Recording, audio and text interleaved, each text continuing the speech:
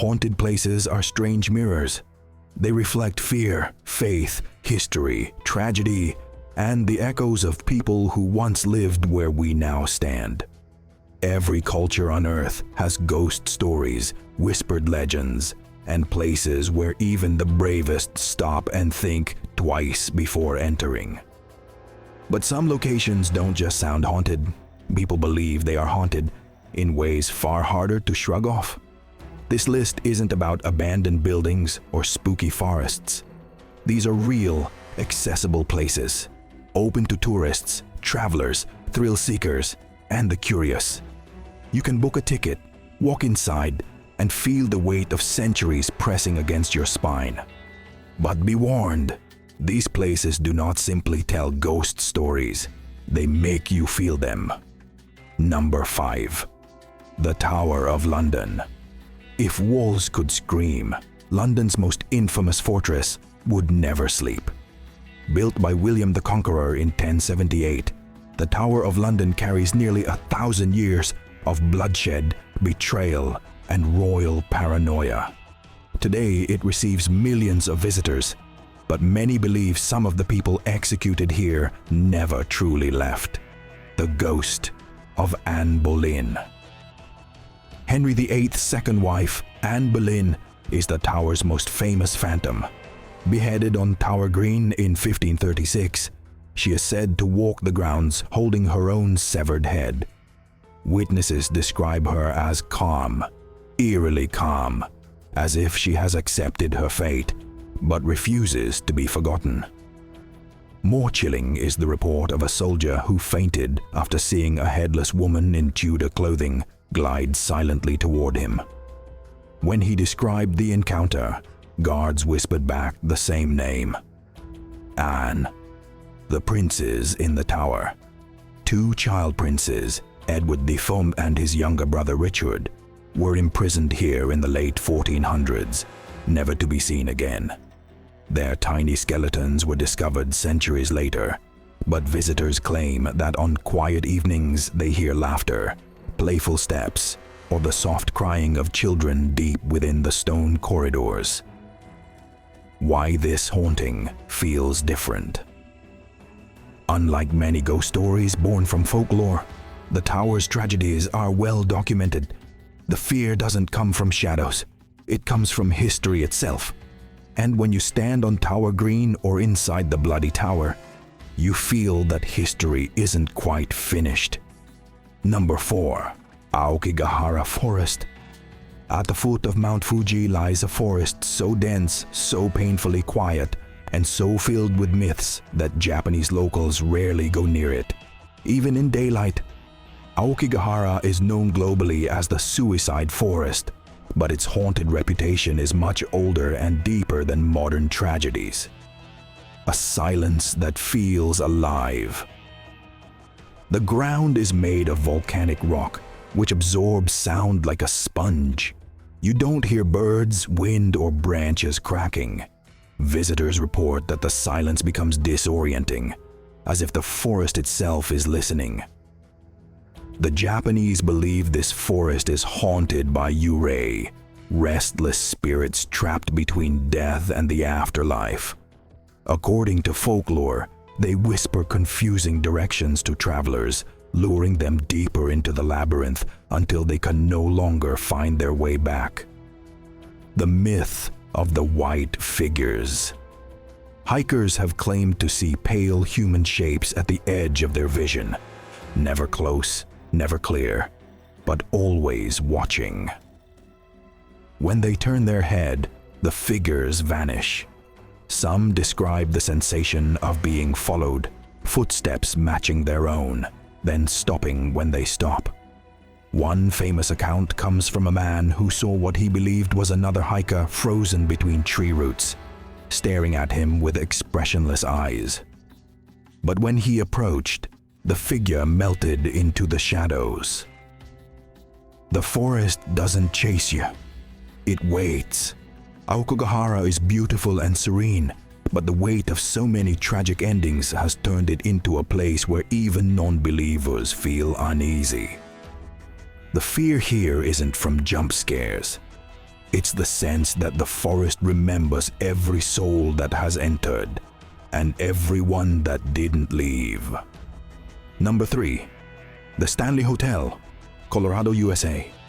If there's a hotel in America that embraces its ghosts the way Disney embraces princesses, it's the Stanley. This is the hotel that inspired Stephen King's The Shining, a book so terrifying he wrote it after just one night here. Room 217, the room that started it all. King stayed in room 217, a place long rumored to be haunted by the ghost of a former head housekeeper named Elizabeth Wilson. She reportedly survived a deadly gas explosion in the early 1900s, but visitors swear she still checks in on guests. People wake up to folded clothes they never touched. Shoes that were scattered on the floor are neatly lined up by morning. Some claim the lights flicker whenever they mention her name. The children who never check out. The 4th floor is the hotel's supernatural playground. Guests often hear children running, laughing, and bouncing balls in the hallway at midnight, even when no children are staying in the hotel. One guest recorded giggling outside her door. When she opened it, the hallway was empty. The Grand Staircase Apparition. A famous photograph taken by a visitor shows a transparent woman descending the staircase. Victorian clothing, long dark hair, and no explanation. The hotel staff confirmed no one in period clothing was present at the time. The Stanley doesn't hide its ghosts. Unlike other haunted places, the Stanley leans into its supernatural identity. Ghost tours run year-round. Guests actively request the haunted rooms. It's a place where the line between history and horror is intentionally thin, and the spirits seem unusually social. Number 2. The Catacombs of Paris. Beneath the romantic streets of Paris lies one of the most disturbing networks of tunnels on Earth. The catacombs hold the remains of at least 6 million people, arranged in decorative walls of skulls and bones stretching for miles. Tourists can visit the small section, but most of the underground labyrinth remains unmapped, dangerous, and forbidden. Whispers in the dark. Visitors often say that the catacombs feel too alive for a place filled with the dead. People report hearing whispers behind them, quiet, urgent, impossible to locate. Others feel tugging at their clothes or icy hands brushing across their arms. During the French Revolution, victims of mass executions were dumped here, their spirits said to roam angrily through the tunnels. The Disappearing Man. One of the catacombs' most famous legends involves a man named Philibert Aspert. In 1793, he entered the tunnels with only a single lantern and vanished. His body was found 11 years later, just a few feet from an exit, his lantern still beside him. To this day, explorers claim they hear footsteps following them, stopping only when they stop, as if Philibert's ghost is trying to lead them out. Or deeper. The video found after death. In 1990, Cataphiles discovered a video camera deep in the restricted tunnels. The final footage shows a man panicking, running through the passages, dropping the camera, and never being seen again. Authorities never identified him. The catacombs aren't haunted by one ghost. They're haunted by millions. No other place on this list compares to the sheer number of souls in this underground labyrinth. And when you walk through the dim, dripping corridor of skulls stacked higher than your head, it's hard not to feel like you're trespassing in the kingdom of the dead. Number 1. The Ancient Ram Inn. Hidden away in the quiet village of Watton-under-Edge, the Ancient Ram Inn looks like a charming medieval cottage. Yet it is widely considered the most haunted home in all of Britain, a place so disturbing that paranormal investigators often refuse to return. Built on a pagan burial ground, the house sits on what was once a site for ancient pagan rituals. Archaeologists found evidence of child sacrifices and ceremonial pits beneath the inn. Some believe this opened a gateway that the building still channels today. The Bishop's Room.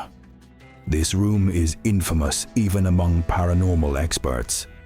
Guests report a spectral monk standing silently in the corner.